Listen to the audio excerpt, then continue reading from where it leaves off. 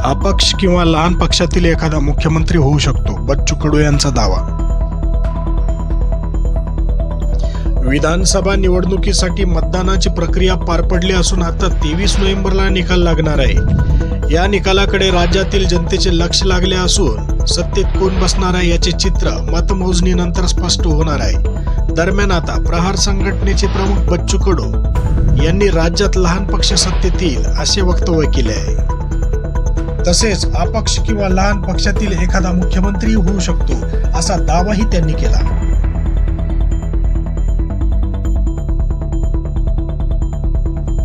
महाराष्ट्रात 26 नोव्हेंबरला महाविकास आघाडी सत्तेवर येईल.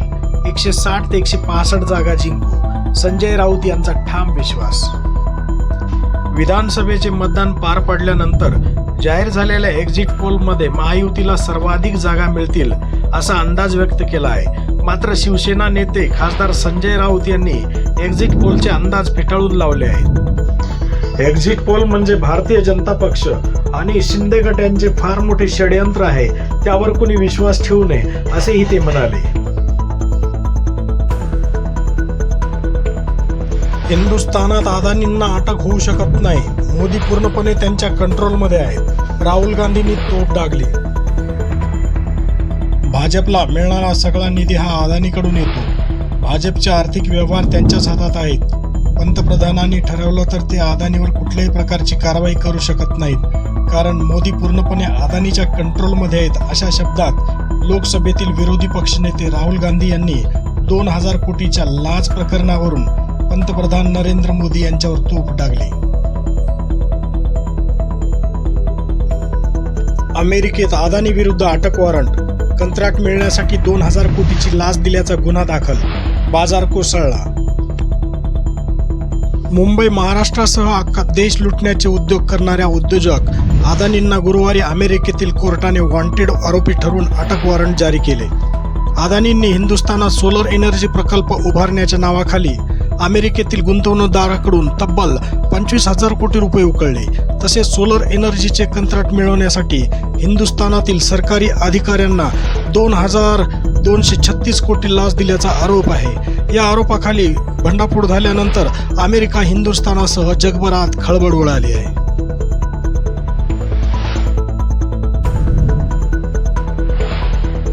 यंदाच्या रब्बीतही हरभराच हुकमी पीक. कृषी विभागाच्या लातूर विभागातील लातूर, धाराशिव, परभणी, हिंगोली व नांदेड या 5 जिल्ह्यातील रब्बीच्या पेरण्यांनी आता चांगलाच वेग घेतला आहे. बेळगाव जिल्ह्यात ऊस दर कमी, शेतकऱ्याचे मोठे नुकसान. महाराष्ट्राच्या सीमेवर असलेले बेळगाव जिल्ह्यातील ऊस उत्पादक शेतकऱ्यांसमोर गळीत हंगाम उशिरा सुरू झाल्याने अनेक समस्यांना सामोरे जावे लागत आहे. कापसाला 7,000 रुपयाचा भाव, सोन्याला 10 पटीने अधिक दर मिळतो. आज घडीला बाजारपेठेत कापसापेक्षा सोन्याला 10 पटीने अधिक दर मिळत आहे. त्यामुळे पिवळ्या सोन्यापुढे शेतकऱ्याचे पांढरे सोने मात्र फिके पडल्याचे दिसून येत आहे. राज्यातील सर्व कलावंतांसाठी घरकुल योजना राबवण्यात यावी, आंबेडकरी लोककलावंताच्या भव्य सन्मान सोहळ्यात मागणी. 2 दिवस थंडीचे, पुन्हा पावसाचा अंदाज. राज्यात थंडीचा टक्का वाढला, हुडहुडी वाढू लागली. अनेक जिल्हे महाबळेश्वर सारखे थंड. राज्यातील 15 शहरांमध्ये तापमान आले 15 अंशाखाली. पुणे सर्वात थंड ठिकाण, रत्नागिरी अद्याप तापलेले.